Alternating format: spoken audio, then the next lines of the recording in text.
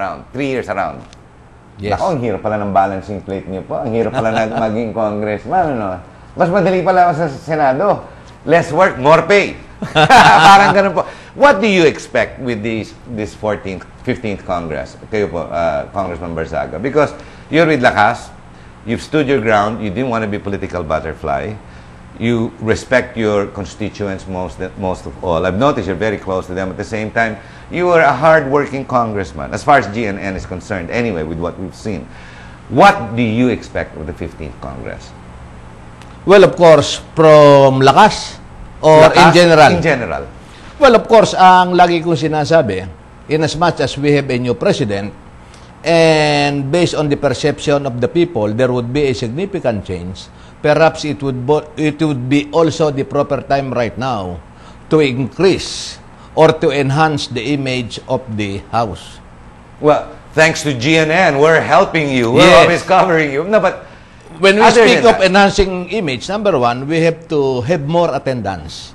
sila naman. More attendance insofar as the members of the House is concerned. Transparency insofar as our pork barrel is concerned. How do we use it?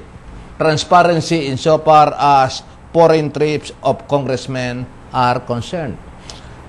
Faster legislation, katulad ng reproductive health bill. Yan. Address that once Hindi and for all. natapos yun noong 13th Congress. Address it now. Hindi rin Yes or natapos no? to noong 14th Congress. yeah. Yung mga important legislation, talagang kailangan one way or the other, Congress or the Houses to decide on it. One way or the other. Yes. Desisyonan and go forward. And keep go forward. going. Keep Kasi, going. but there are some issues that are politically sensitive, like RH bill. Alam mo, there are many different... I didn't want to discuss it tonight, but there are many positions there. Yan ang Yes. really important. Marami namang issues na sensitive. Charter change is very sensitive. But we have also to address that. That's true, isn't it? Even the power of the president. It's too much power right Yes. now. We have to... One of the last questions, because we're going to be at the end of the tail end of the show. Sir, what do you think is going to happen to President GMA right after July, when Noynoy is President Noynoy is declared?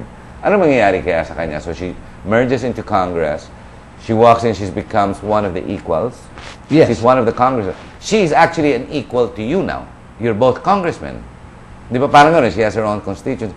What do you think will happen to her? Ano lang, viewpoint? Ano tingin niyo?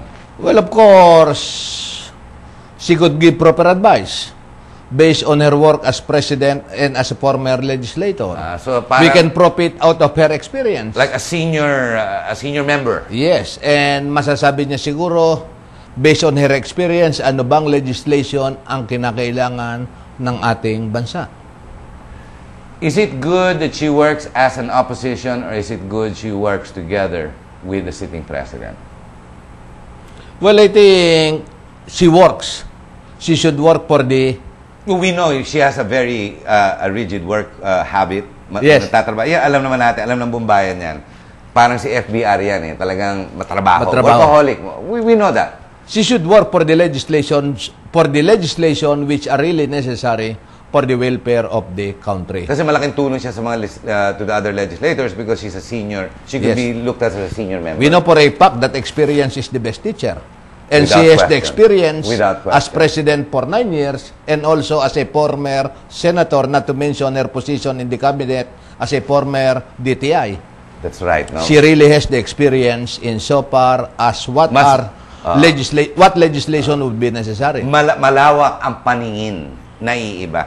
Congressman, we're at the end of the program, but before we go, you might want to address our viewers before we end the show. This camera.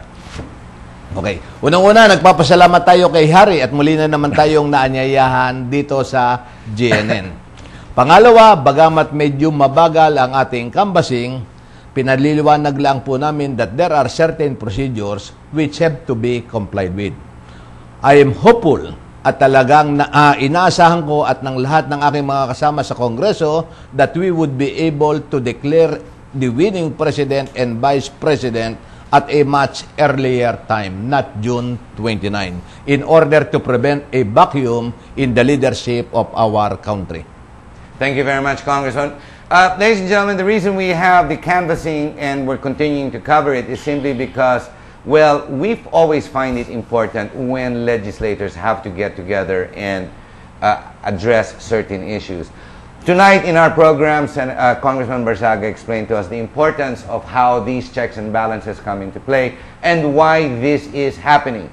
So, bite your tongue, have the patience, because all of this could be swept under the rug and very quickly be proclaimed or declared or whatever. Just like the elections. Overnight, we already had that precedent. But then again, it comes with complaints, perceptions of fraud or whatever.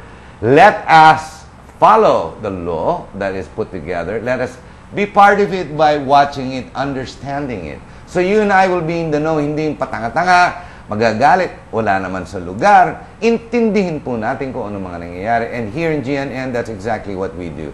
It is our responsibility to bring to you to the best of our ability any and all news and activities when it comes to one objective, nation building. Maraming salamat po. My name is Harry Tambuatco. Stay with us. We have more of the canvassing coming around. So just stay there. Don't touch that tuner. Maraming salamat po.